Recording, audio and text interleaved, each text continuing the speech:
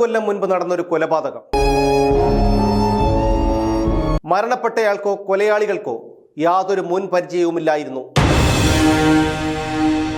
എന്നിട്ടും വിനോദ് എന്ന 27-കാരൻ ഒരു കൂട്ടം ക്രിമിനലുകളുടെ കഠാര മുനയിലൊടുങ്ങി.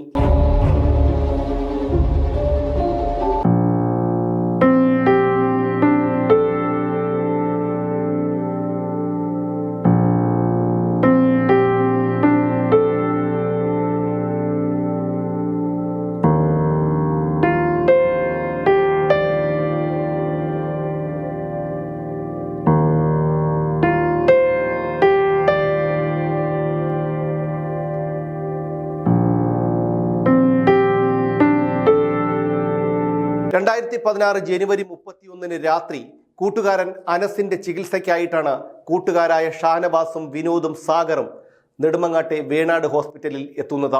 നെടുമങ്ങാട്ടെ ഒരു ബാറിൽ നടന്ന അടിപിടിയിൽ പരിക്കേറ്റ് മറ്റു ചിലരും അവിടെ എത്തിയിരുന്നു. കയ്യിലെ മുറിവ് മാരകമായതിനാൽ ജില്ലാ ആശുപത്രിയിലേക്ക് കൊണ്ടുപോകാൻ ഡോക്ടർ നിർദ്ദേശിച്ചെങ്കിലും ഇവർ തയ്യാറായില്ല.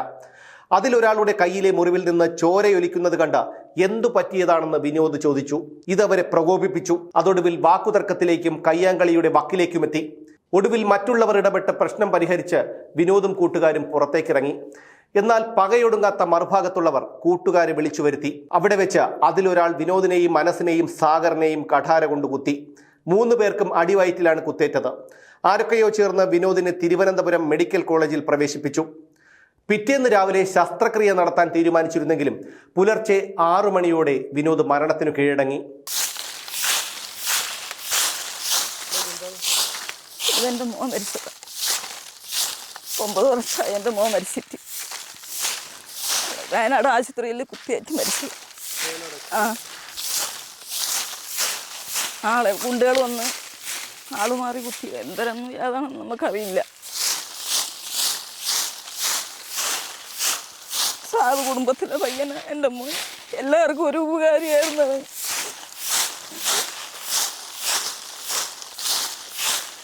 ഞാനിന്ന് കഷ്ടപ്പെട്ടാണ് ഞാൻ ജീവിക്കുന്നത്. എല്ലാത്തും ജോലിക്ക് നിന്നാണ് ഞാൻ. വീട് തന്നെ പൂർത്തിയായിട്ടില്ല. എൻ്റെ മോൻ പകുതി ആക്കി വെച്ചിട്ടാണ് പോയത് എൻ്റെ ജീവനും കൊണ്ട്. അതുകൊണ്ടായിരുന്നെങ്കിൽ എനിക്കൊന്നും ജോലിക്കൊന്നും പോകേണ്ട കാര്യമില്ലായിരുന്നു.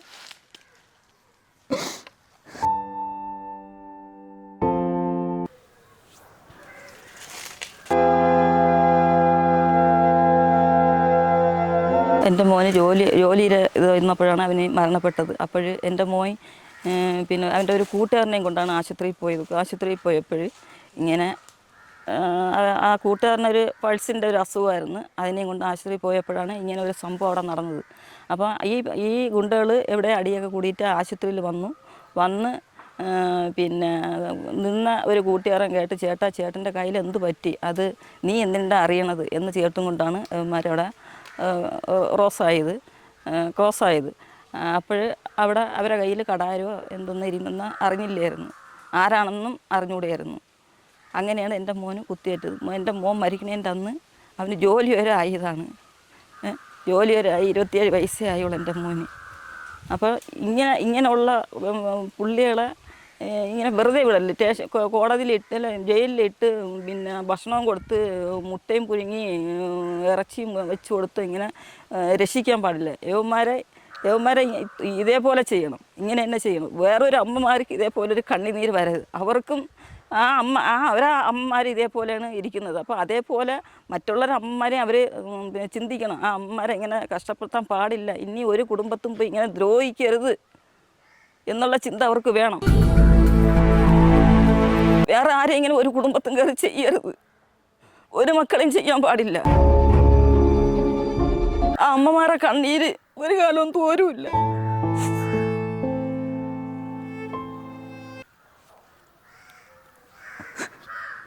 പ്രതികളെ നെടുമങ്ങാട് ഡിവൈഎസ്പി ശിവപ്രസാദിന്റെയും CI സ്റ്റുവർട്ട് കീലറിന്റെയും നേതൃത്വത്തിലുള്ള പോലീസ് സംഘം പലയിടങ്ങളിൽ നിന്നായി അറസ്റ്റ് ചെയ്തു. ഇവരിൽ പരിക്കേറ്റ കണ്ണനെയും പ്രസാദിനെയും മെഡിക്കൽ കോളേജ് ആശുപത്രിയിൽ പ്രവേശിപ്പിച്ചെങ്കിലും പുലർച്ചെ പോലീസുകാരുടെ കണ്ണ് വെട്ടിച്ച് കണ്ണൻ കടന്നുകളഞ്ഞു. പിന്നീട് ഇയാൾ പിടിയിലായി. കൊല്ലം പരവൂർ ചെറുകര നെടുങ്ങോലം ഹൈസ്കൂളിനു സമീപം കച്ചേരിവിള വീട്ടിൽ രാമചന്ദ്രന്റെ മകൻ ഉണ്ണി എന്ന കാട്ടുണ്ണിയായിരുന്നു കേസിലെ ഒന്നാം പ്രതി. പ്രശാന്ത്, ഷിബു, കരിപ്പൂര് മഞ്ച സ്വദേശി കണ്ണൻ, തൊളിക്കോട് മടത്തിങ്കൽ ഹൗസിൽ രജിത് ബാബു, വലിയമല ശാന്തി ഭവനിൽ ശരത് കുമാർ എന്നിവരായിരുന്നു 2 മുതൽ 6 വരെ പ്രതികൾ. ജനുവരി 31 രാത്രി ചേട്ടനിങ്ങനെ അനസെന്ന് പറയുന്ന ആളിനെ ഹോസ്പിറ്റലിൽ എത്തിക്കാനായിട്ട് വയ്യായിക വിളിച്ച് പറഞ്ഞിട്ട് ആളിനെ ഹോസ്പിറ്റലിൽ എത്തിക്കാനായിട്ട് ആൾ പഴകുറ്റി പോയി. പഴകുറ്റിയിൽ നിന്ന് ഓട്ടോയിൽ ആളിൻ്റെ കൂടെ വേണാട് ഹോസ്പിറ്റലിൽ എത്തുകയും ചെയ്തു. അപ്പോൾ അവിടെ വെച്ചിട്ട് പ്രതികളായ കാട്ടുണ്ണി, ശരത്ത്, പിന്നെ കണ്ടാലറിയാവുന്ന കുറച്ച് ആൾക്കാർ, അത് ഏകദേശം 6-7 പ്രതികളോളം ഉണ്ടായിരുന്നു.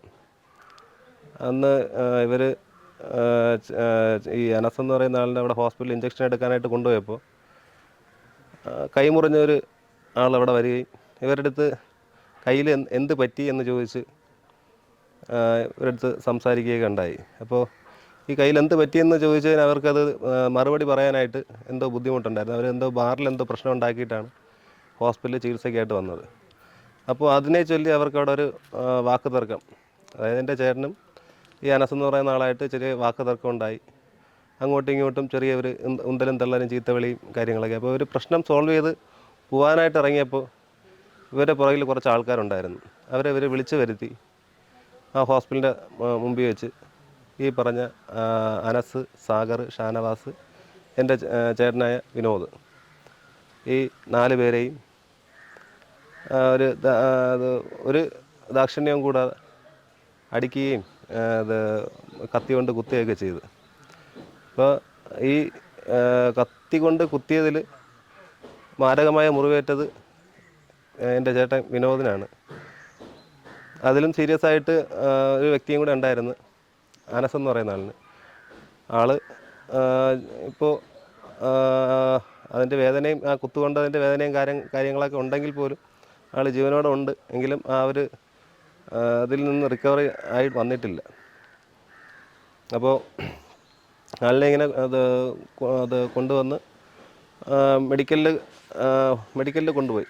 ഇവിടുന്ന് നെടുമങ്ങാട് ഹോസ്പിറ്റലിൽ കൊണ്ടുപോയിട്ട് അവിടെ നിന്ന് നേരെ മെഡിക്കലിലാണ് കൊണ്ടുപോയത്. ഫെബ്രുവരി 1 രാവിലെയാണ് ആള് മരണപ്പെടുന്നത്.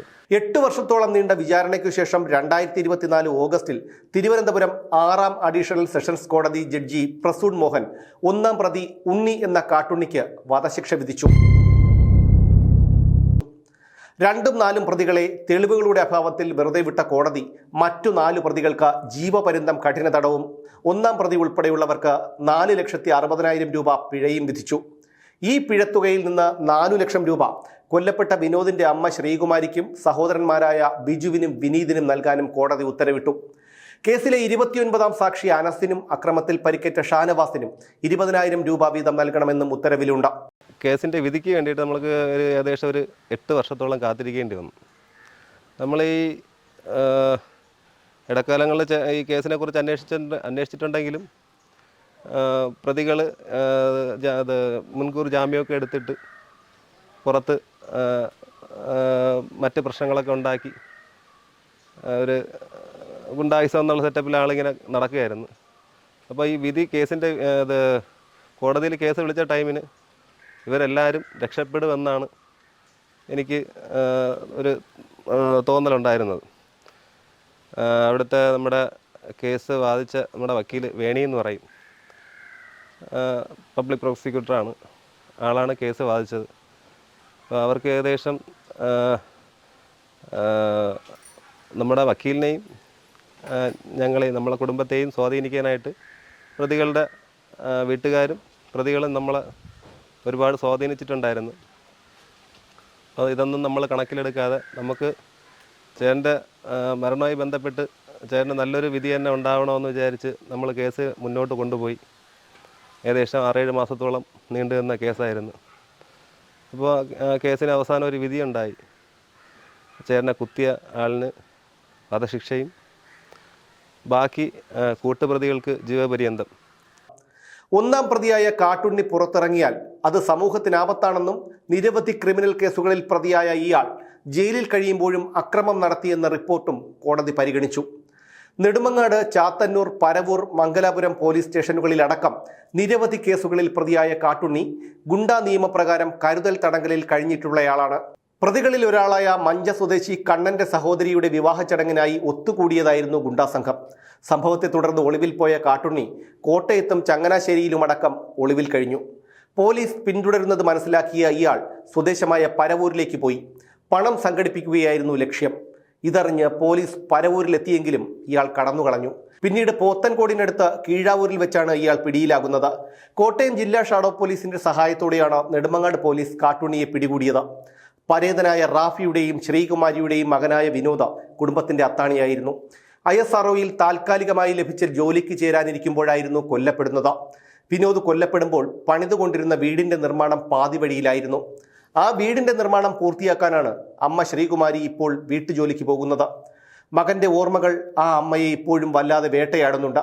അതിൽ നിന്ന് രക്ഷപ്പെടാനും കൂടിയാണ് ശ്രീകുമാരി ജോലിക്കിറങ്ങിയത്. നഷ്ടപ്പെട്ട മകൻ തിരിച്ചു വരില്ലെന്ന യാഥാർത്ഥ്യം ആ അമ്മ ഇപ്പോൾ ഉൾക്കൊണ്ടു കഴിഞ്ഞു.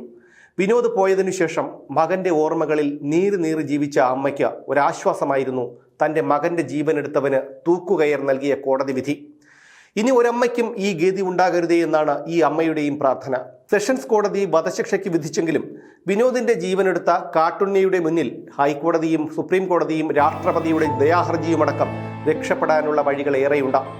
എങ്കിലും അന്തിമ വിധി വരുന്നത് വരെയുള്ള കുറെ കാലമെങ്കിലും മരണഭയത്തോടെ ജീവിക്കേണ്ടി വരുമ്പോൾ ആ മനുഷ്യമൃഗം ചിലപ്പോഴെങ്കിലും ഓർക്കുന്നുണ്ടാകും, ചെയ്തത് തെറ്റായിപ്പോയി. ഓരോ ജീവിതവും ഓരോ കഥകളാണ്, വേറിട്ട കഥകളുടെ ഒരു കൂട്ടായ്മ. വേണമെങ്കിൽ നമുക്കതിനെ ഒരു നോവലെന്ന് പേരിടാം. അതുപോലൊരു നോവലല്ലേ നിങ്ങളുടെ ജീവിതവും? എന്താ, ശരിയല്ലേ? നിങ്ങളുടെ അനുഭവങ്ങൾ, കഥകൾ എന്തുമായിക്കൊള്ളട്ടെ, അത് കേൾക്കാൻ DNA ന്യൂസിലൂടെ ഞാൻ എത്തുന്നു. കഥ പോലൊരു ജീവിതം, അതിനായി ഞാൻ നിങ്ങൾക്ക് വേണ്ടി കാത്തിരിക്കുന്നു. നമുക്ക് ഒന്നിച്ച് കാണാം, കുറേ കാര്യങ്ങൾ സംസാരിക്കാം, വേദനകൾ പങ്കിടാം. നിങ്ങളുടെ വിഷയങ്ങൾ, അനുഭവങ്ങൾ അത് ഞങ്ങളെ അറിയിക്കേണ്ട വിലാസം താഴെ കൊടുക്കുന്നു.